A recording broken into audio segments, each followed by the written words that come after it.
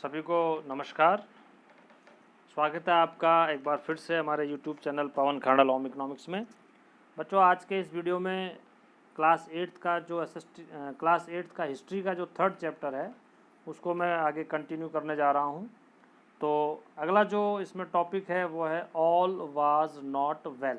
इसके पहले 2-3 वीडियो में मैं इसके बारे में इस चैप्टर को हम डिस्कस कर चुके हैं। क्योंकि चैप्टर बड़ा है तो ये कई वीडियो में बनेगा। तो आप हमारे चैनल को लाइक और सब्सक्राइब ज़रूर करें और अपने दोस्तों के साथ शेयर करें। तो चलिए शुरू करते हैं आज का वीडियो। देखिए, इसके पहले वीडियो में मैंने बताया था कि मुनरो ने जो टैक्स कलेक्शन का या रेवेन्यू सिस्टम का जो सिस्टम शुरू किया था वो मद्रास में, या जो आज का हम चेन्नई जिसे हम कहते हैं, साउथ एरिया में उन्होंने वो सिस्टम शुरू किया।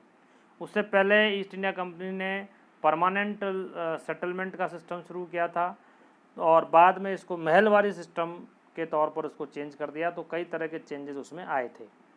आगे हम पढ़ते हैं कि within a few years the new system were imposed. It was clear that all was not well with them, driven by the desire to increase the income from land.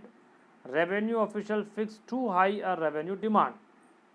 अब धीरे धीरे जो रेवेन्यू ऑफिसर थे, British के जो officers थे, इन्होंने क्या करा, रेवेन्यू की डिमांड बढ़ाना इन्होंने शुरू किया। पीजेंट्स वर अनेबल टू पे। अब इतना इन्होंने टैक्स बढ़ा दिया है कि जो फार्मर्स थे वो उसको पे नहीं कर पा रहे थे। Ryots fled the countryside. Fled the countryside का मतलब वो लोग गांव छोड़ करके जाने लगे। And villagers become deserted to many reasons. Villagers become deserted to many regions.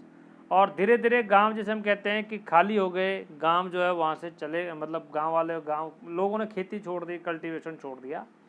Optimistic officials had imagined that the new system would transform the peasants into rich enterprising farmers, but this did not happen. अब ये जो नया system इन्होंने लगाया, चाहे वो Mahalwari system हो, चाहे वो मुनरो सिस्टम हो, इस सिस्टम को लगाने के बाद ऑफिसर्स ने सोचा कि अब जो फार्मर्स की कंडीशन है वो इम्प्रूव हो जाएगी, लेकिन ऐसा नहीं हुआ।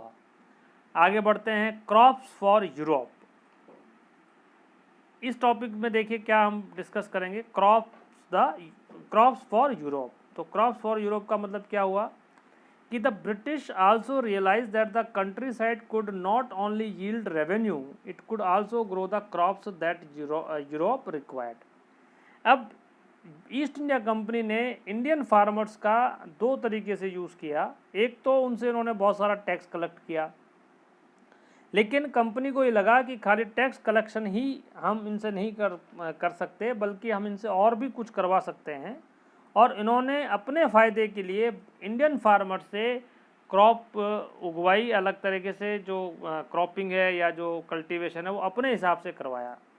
कि by the late 18th century the company was trying its best to expand the cultivation of opium. Opium का मतलब होता है अफीम।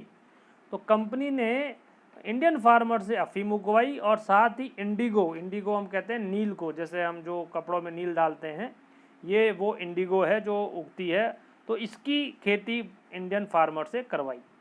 इन the century and a hall that follow and a hall half that followed the British persuaded का मतलब होता है tempt करना, टेम्प्ट करने का मतलब होता है लालच देना।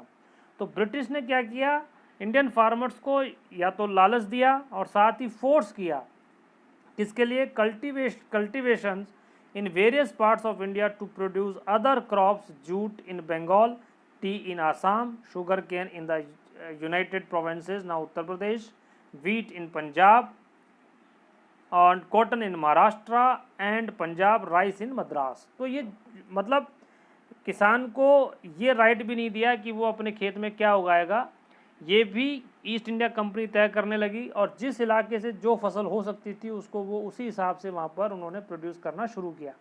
जैसे चाय के बागान जो है, जो पूरा जो नॉर्थ ईस्ट है या बंगाल है, यहाँ पर जो चाय के बागान है, ये ईस्ट इंडिया कंपनी ने ही भारतीय फार्मर से करना शुरू किया था। उत्तर प्रदेश में इन्होंने शुगर केन लगवाई, बंगाल के अंदर इन्होंने जूट की खेती करवाई। तो कुल मिलाकर के जो राइट था फार्मर्स का फसल उगाने का, वो भी एक तरह से छीन लिया। अब ये सब इन्होंने कैसे किया? The British used a variety of methods to expand the cultivation of crops that they needed. तो जो भी फसल उनको ज़रूरत होती थी वो वही फसल इंडियन फार्मर से उगाते थे। लेट अस टेक अब ये सब काम इन्होंने कैसे किया वो हम यहाँ पर डिस्कस करेंगे। पहला है डस कलर हैव अ हिस्ट्री। देखिए यहाँ पर एक आपको एक पेंटिंग दी हुई है और कला ये इसमें लिखा है Kalamkari print 20th century India, और ये मैरोइट्स कॉटन प्रिंट है लेट 19th सेंचुरी इंग्लैंड। तो जो इंडिगो था ये काम आता था कपड़ों को कलर करने में। The image on the left shows a kalamkari print created by weavers of Andhra Pradesh in India. On the right it is a floral cotton print designed and produced by the William Morris, a famous poet and artist of 19th century Britain. There is one thing common in the two prints, both use a rich blue color. ये जो painting आपको दी गई है ये इसलिए बताई गई है यहाँ पर कि एक जो पेंटिंग है आप देख सकते हो ये कालमकारी प्रिंट है जो आंध्र प्रदेश के जो आर्टिजन्स थे, शिल्पकार थे, उनके द्वारा बनाया गया है, और एक जो प्रिंट है वो ब्रिटेन के फेमस मॉरिस ने बनाया है। लेकिन दोनों ही प्रिंट के अंदर जो कलर है वो कौन सा है, मेन कलर कौन सा है, वो है blue colour.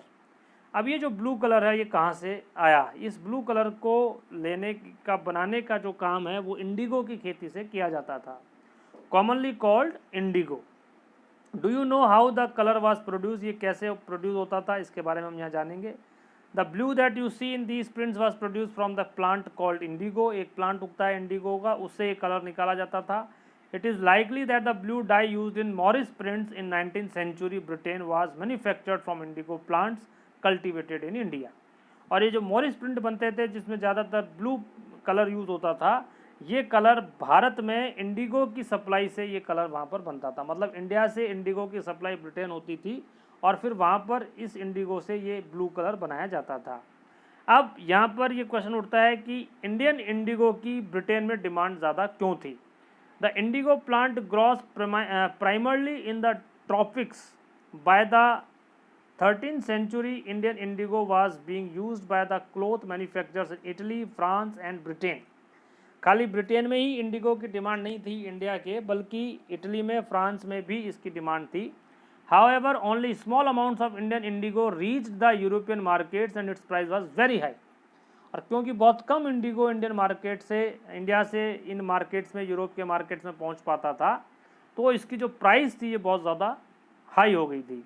European cloth manufacturers therefore had to depend on another plant called wort to make violet and blue dyes. तो जो यूरोप के मैन्युफैक्चरर थे जो कपड़ा बनाते थे, क्योंकि इंडिगो तो बहुत महंगा पड़ता था, उसकी प्राइस बहुत ज़्यादा थी, तो वो इसकी जगह दूसरा एक प्लांट था जिसको हम वॉट कहते हैं, उससे वो वायलेट कलर, वो पूरा ब्लू नहीं होता था, वायलेट कलर वो उन्होंने बनाना शुरू किया। Being a plant of the temperate zones, wood was more easily available in Europe. और इसमें इतना टेम्परेचर की जरूरत नहीं होती थी वॉड के अंदर, तो ये यूरोप में आसानी से उग जाता था। It was grown in northern Italy, southern France and in parts of Germany and Britain. Worried by the competition from indigo, wood producers in Europe pressurized their governments to ban the import of indigo. अब जो लोग ward उगाते थे, लेकिन ward तो क्या था, एक ऑल्टरनेट था इंडिगो का। पहली पसंद लोगों की ब्रिटेन में जो कपड़ा बनाने वाले जो मैन्युफैक्चरर थे उनकी जो फर्स्ट चॉइस थी it was indigo, but indigo was very expensive, so they could not buy it, so they started to buy woad. लेकिन अल्टीमेटली डिमांड किसकी थी? इंडिगो की थी। तो जो पीजेंट्स या जो मैन्युफैक्चरर वॉड उगाते थे उनकी डिमांड, मतलब उनकी जो सेल थी वॉड की वो कम होती थी, क्योंकि लोग ज़्यादातर किसको डिमांड करते थे? इंडिगो की। तो वॉड के जो मैन्युफैक्चरर थे उन्होंने गवर्नमेंट के ऊपर ये प्रेशर डाला कि वो इंडिया से आने वाले इंडिगो को क्या कर दे? बैन कर दे। अब इंडिया से इंडिगो आएगा ही नहीं तो उनको सबको मजबूरी में क्या लेना पड़ता? वॉड लेना पड़ता। तो ऐसा प्रेशर डाला गया कि इंडिगो को बैन कर दिया जाए। Cloth dyers however preferred indigo as a dye. देखिए ये वापस वही जो लाइन में कह रहा हूँ कि जो कपड़ा बनाने वाले थे वो प्रेफर किसको करते थे? वो तो इंडिगो को ही प्रेफर करते थे। Indigo produce the rich blue colour whereas the dye from woad was pale and dull. Indigo का जो कलर था वो ज़्यादा ब्राइट आता था, लेकिन वॉट का कलर इतना ब्राइट नहीं आता था, हल्का कलर होता था। By the 17th century European cloth producers persuaded their government to relax the ban on indigo import. तो जो बैन कहीं लग गया था तो वो जो यूरोप के जो क्लोथ प्रोड्यूसर्स थे उन्होंने सरकार को लालच दिया, परस्यूट किया कि वो ये जो बैन है इसको क्या कर ले, हटा ले। The French began cultivating indigo in Saint Domingue in the Caribbean island, the Portuguese in Brazil, the English in Jamaica and the Spanish in Venezuela. और यूरोप के जो कंट्रीज़ थे वो अफ्रीका और एशिया के और लैटिन अमेरिका के देशों में इंडिगो का प्रोडक्शन करने लग गए, क्योंकि इंडिगो की जो खेती थी वो गर्म इलाके में हो सकती है, ठंडे इलाकों में नहीं हो सकती। Indigo plantation also came up in many parts of North America, North America के भी कई पार्ट्स में ये प्लांटेशन होने लगा।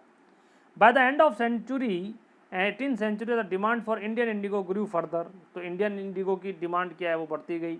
Britain began to industrialise and its cotton production expanded dramatically. और जब ब्रिटेन के अंदर इंडस्ट्रियलाइजेशन बढ़ गया, मशीनों का काम बढ़ गया, मशीनें ज़्यादा यूज़ होने लगी, तो जो कॉटन का प्रोडक्शन है या जो कपड़े का प्रोडक्शन है ये और तेज़ी से बढ़ गया। अब कपड़े का प्रोडक्शन पहले इतनी बड़ी मशीनें नहीं होती थी, फिर मशीनें ज़्यादा बन गई तो कपड़े का प्रोडक्शन बढ़ गया। कपड़े का प्रोडक्शन बढ़ गया तो उसके लिए जो कलर की डिमांड है वो भी बढ़ गई, वो बढ़ गई तो उससे क्या हुआ, इंडिगो की डिमांड भी बढ़ गई। क्रिएटिंग एन इनॉर्मस, इनॉर्मस का मतलब होता है बहुत बड़ा, है ना, enormous new demand for cloth dyes. While the demand for indigo increased, its existing supplies from the West Indies and America collapsed for a variety of reasons. और दूसरी तरफ वेस्ट इंडीज़ से और जो अमेरिका से इंडिगो की supply होती थी वो कई दूसरे रीजन की वजह से कम हो गई। तो between 1783 and 1789 the production of Indigo in the world fail by half, और आधा ही प्रोडक्शन रह गया। Cloth dyers in Britain now desperately looked for a new source of Indigo supply. तो जो क्लोथ डायर थे, जो रंग कपड़ों को रंगते थे, वो नया एक इंडिगो सप्लाई का सोर्स ढूंढने लगे कि कहाँ से इंडिगो की सप्लाई हो सकती है। और वो सप्लाई इनको कहाँ से मिली, वो मिली इंडिया से। From where could this indigo be produced, कि ये इंडिगो कहाँ प्रोड्यूस किया जा सकता है। तो ब्रिटेन टर्न्स टू इंडिया। इस इंडिगो के प्रोडक्शन के लिए ब्रिटेन के यहाँ पर आ गया। ईस्ट इंडिया कंपनी तो पहले से थी इंडिया के अंदर, तो इन्होंने यहाँ के जो फार्मर्स थे, क्योंकि यूरोप के अंदर इंडिगो की डिमांड बहुत ज़्यादा बढ़ रही थी, इंडिगो का प्रोडक्शन वर्ल्ड में कम हो गया, तो ब्रिटेन ने यहाँ के फार्मर्स को प्रेशराइज किया कि वो अपने खेतों में क्या उगाए, इंडिगो उगाए। Faced with the rising demand for indigo in Europe, the company in India looked for ways to expand the areas under indigo cultivation. From the last decades of the 18th century, indigo cultivation in Bengal expanded rapidly. Rapidly आप समझते हैं, बहुत तेज़ी से जो है ये expand हो गया इंडिगो का cultivation. And Bengal indigo came to dominate the world market. और बंगाल का जो उगाया हुआ इंडिगो था वो पूरे वर्ल्ड में उसकी डिमांड बहुत ज़्यादा हो गई, कि उसकी क्वालिटी बहुत बढ़िया थी। तो डोमिनेंट का होता है अपना इफेक्ट डालना, तो पूरे वर्ल्ड में इसने क्या किया, मार्केट को डोमिनेट कर लिया। In 1788 only 30% of the indigo imported into Britain was from India। पूरा जो इंडिगो इंपोर्ट किया गया उसका 30% केवल इंडिया से जाता था। और बाय 1810 ये बढ़कर के कितना हो गया, 95% हो गया। यानी कि टोटल जो डिमांड थी इंडिगो की सप्लाई की वो कहाँ से पूरी हो रही थी, लगभग सारी की सारी डिमांड इंडिया से पूरी हो रही थी। As the indigo trade grew, commercial agents and officials of the company began investing in indigo production। अब क्या हुआ, जो कंपनी के जो ऑफिसर्स थे, क्योंकि इंडिगो की खेती में बहुत बेनिफिट होने लग गया, बहुत प्रॉफिट होने लग गया, बहुत पैसा लोगों ने इंडिगो की खेती में कमाया, तो यहाँ के जो एजेंट्स थे और ऑफिशियल्स थे कंपनी के, उन्होंने सारा पैसा किस में इन्वेस्ट करना शुरू कर दिया, इंडिगो की कल्टीवेशन में। Over the years many company officials left their jobs to look after their indigo business. और इतनी मतलब प्रॉफिट इनको हुआ, इतना पैसा इन्होंने कमाया कि जो कंपनी के अधिकारी थे, जो ऑफिसर्स थे, उन्होंने कंपनी की नौकरी छोड़ दी और वो पूरे का पूरा काम क्या करने लग गए, इंडिगो के प्रोडक्शन का करने लग गए। Attracted by the prospect of the high profits, numerous Scotsman and Englishman came to India. और न्यूमेरियस का मतलब बहुत सारे, है ना, न्यूमेरियस जो है बहुत सारे जो स्कॉटलैंड के और इंग्लैंड के लोग इंडिया में आ गए और यहाँ पर इंडिगो की खेती करने लगे। Those who had no money to produce indigo could get loan from the company and the banks that were coming up at the time। और ईस्ट इंडिया कंपनी ने इस इंडिगो की खेती करने के लिए लोगों को लोन देना शुरू किया और बैंकों से भी इसके लिए लोन मिलने लगा। अब यहाँ पर हम डिस्कस करेंगे, अगला हमारा टॉपिक है कि हाउ वाज इंडिगो कल्टीवेटेड, कि इंडिगो को अब उगाया कैसे जाता था। अब इसकी हम यहाँ पर खेती की चर्चा नहीं करेंगे, यहाँ पर हम ये डिस्कशन करेंगे कि ब्रिटिश ईस्ट इंडिया कंपनी ने क्या सिस्टम बनाया जिससे कि फार्मर्स को मजबूरी में इंडिगो की खेती यहाँ पर करनी पड़ती थी। तो देखिए, there were two main system of indigo cultivation, दो मेन सिस्टम थे इंडिगो कल्टीवेशन के, एक था निज एंड एक था रेयत, निज और रेयत। Within the system of niche cultivation, the planter produced indigo in lands that he directly controlled. He either bought the land or rented it from other zamindars and produced indigo by directly employing hired laborers. यानी कि खेती किस तरह से की जाती थी कि कोई एक निज जो दो सिस्टम थे, एक था निज कल्टीवेशन और एक था रेयत cultivation.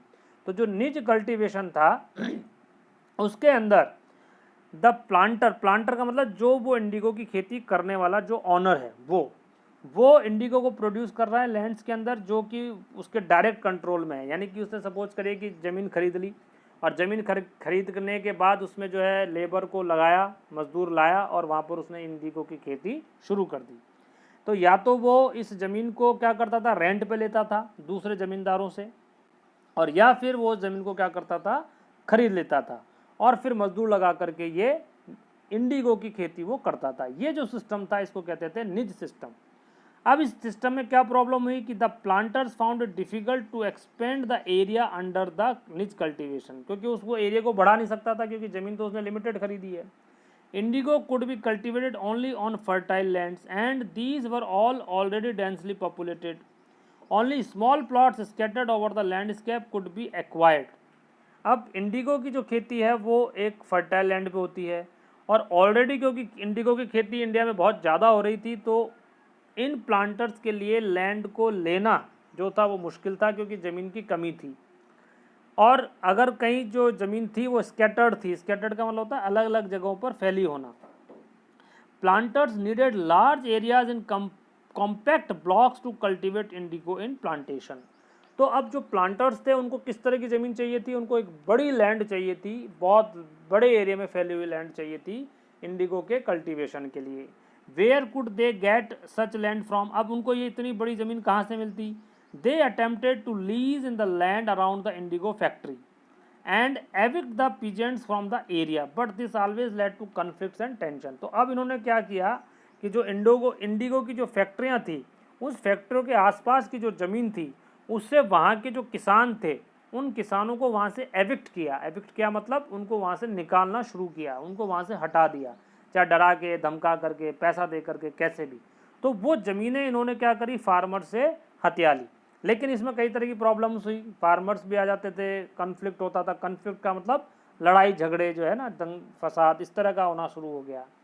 Nor was labour easy to mobilise, नहीं वहाँ पर जो है ना वो लेबर लेके आ सकते थे हर जगह से क्योंकि इंडिगो की खेती के लिए बहुत सारे मजदूर चाहिए। तो large plantation required a vast number of hands to operate and labour was needed precisely at a time when peasants were usually busy with their rice cultivation. और जब इंडिगो की फसल की कटाई का टाइम होता था उसी समय जो है चावल की खेती का भी मतलब कटाई का टाइम भी होता था। तो ज़्यादातर फार्मर क्या करते थे, राइस का कल्टीवेशन करते थे, तो वो इन प्लांटर्स के लिए काम करने के लिए तैयार नहीं होते थे। तो इस तरह की प्रॉब्लम इनके सामने थी। अब इन्होंने क्या किया, देखिए कि निच cultivation on a large scale also required many plough and bullocks. बहुत सारे जो है बुलक्स यानी कि जो हल चलाने के लिए इनको क्या करना था, बहुत सारे बुलक्स की भी जरूरत पड़ती थी, हल जिसे हम कहते हैं। 1 bigha of indigo cultivation required 2 plots, यानी कि 1 बीघा कल्टीवेशन के लिए कितने प्लॉट चाहिए, 2।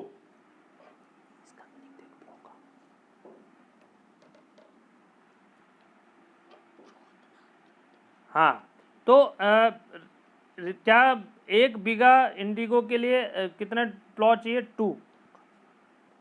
This mean that a planter with 1000 bigha would need 2000 plough. Investing on purchase and maintenance of plow was a big problem. अब वो प्लो को जो परचेज करना और उनको मेंटेन करना जो था, ये क्या थी, एक बड़ी प्रॉब्लम थी। It was a big problem. ये एक बहुत बड़ी बिग प्रॉब्लम थी कि प्लो को हम जो है किस तरीके से मेंटेन करें। Nor could supplies be easily got from the peasants since their ploughs and bullocks were busy on the rice fields again exactly at the time that the indigo planters needed them.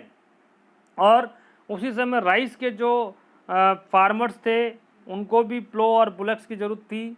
और दूसरा जो Indigo के farmers थे, हाँ, तो प्लो का मतलब यहाँ पर बच्चों होता है उस खेत को जोतने के लिए, है ना। तो जोतने के लिए जो बुलक का मतलब क्या है, जो उस समय पर तो ट्रैक्टर हुआ नहीं करते थे, तो ज़्यादातर जो खेती होती थी, ज़्यादातर क्या मैक्सिमम खेती किससे होती थी, बैलों से होती थी। तो इनकी बहुत रिक्वायरमेंट किसानों को पड़ती थी इंडिगो की खेती के लिए। Till the late 19th century planters were therefore reluctant to expand। reluctant का मतलब होता है डिनाई करना, डिनाई करना मतलब मना कर देना, इनकार कर देना। तो till the late 19th century planters were therefore reluctant to expand the area under niche cultivation। तो प्लांटर्स ने क्या किया, अब निच कल्टीवेशन में जो इंडिगो का एरिया बढ़ाना था उसके लिए मना करना शुरू कर दिया। less than 25% of the land producing indigo was under this system। और 25% से कम लैंड जो थी वो इंडिगो की खेती में काम आ रही थी। The rest was under the alternative mode of cultivation.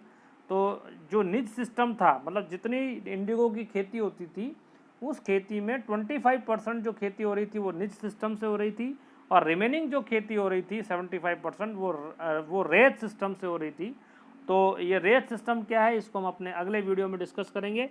तो आप इसी तरीके से मेरे साथ बने रहिए ताकि इस चैप्टर को पूरा अच्छे तरह से आप स्टडी कर सकें।